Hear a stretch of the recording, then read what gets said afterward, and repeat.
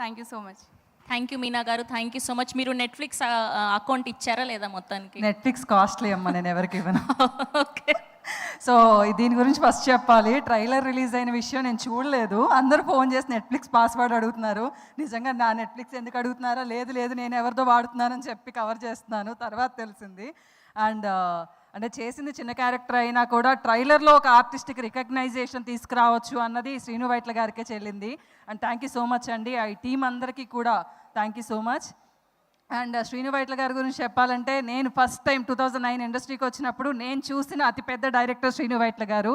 ఒక న్యూస్ ఛానల్లో ఇంటర్వ్యూకి మీరు వెంకటేష్ గారు వచ్చినప్పుడు అమ్మో చాలా పెద్ద డైరెక్టర్ అని నేను చూసి చాలా హ్యాపీ ఫీల్ అయ్యాను. అండ్ అలాగే గోపి గారితో ఇది సెకండ్ ఫిలిం.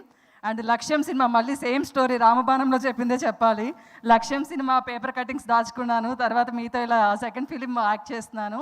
నిజంగా చాలా లక్కీ నేను. అండ్ అలాగే పీపుల్స్ మీడియాలో కూడా కొన్ని ఇయర్స్ నుంచి వర్క్ చేస్తున్నాను, విశ్వప్రసాద్ గారు.